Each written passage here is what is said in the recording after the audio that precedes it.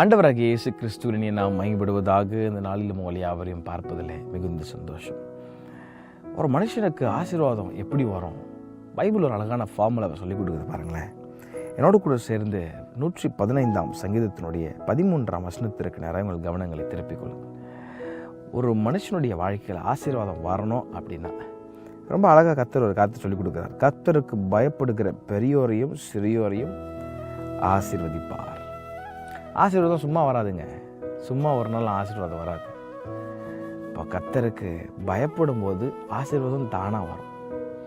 இன்றைக்கி ஆசீர்வாதத்தை தேடி தேடி ஓடுறோம். இன்றைக்கி எல்லா இடத்துலையும் தேடி ஓடுறோம், ஹார்ட் ஒர்க் பண்ணுறோம். ஆனால் சம்பாதிக்கிறது எல்லாம் பொத்தலான போயில் விழுறது போலவே இருக்குது. ஒன்றும் கையில் நிற்க மாட்டேங்குது, ப்ரமோஷன் வர மாட்டேங்குது, ஒன்றும் நடக்க மாட்டேங்குது. வாழ்க்கை ஒரு வனாந்திரம் போல் ஓடுது. ஆசீர்வாதத்தை தேடி ஓட வேணாம். ஆசீர்வாதத்திற்கு காரணராக இருக்கிற இயேசு கிறிஸ்துவை நோக்கி ஓடி கர்த்தருக்கு பயப்படும் பயம் நம்முடைய இருதயத்தில் இருக்குமானால் ஆசீர்வாதம் தானாக அவங்க வீட்டை தேடி வரும்.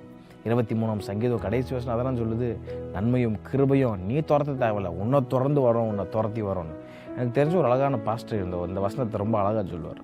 நன்மையும் கிருபையும் தொடரும்னு பைபிளில் போட்டிருக்கு. ஆனால் அவர் சொல்கிற ஒரு அழகான ஸ்லாங் துரத்தோம் அப்படின்ருக்கு. உங்களை தேடி வரும்படி கர்த்தர் செய்வார். எப்போ தெரியுமா? கர்த்தருக்கு நீங்கள் பயப்படும் போது.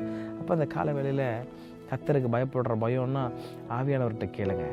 ஏன்னா ஏசாயா 11ஆம் அதிகாரத்தில் கர்த்தருக்கு பயப்படும் பயத்தை கொடுக்குற ஆவியானவர்.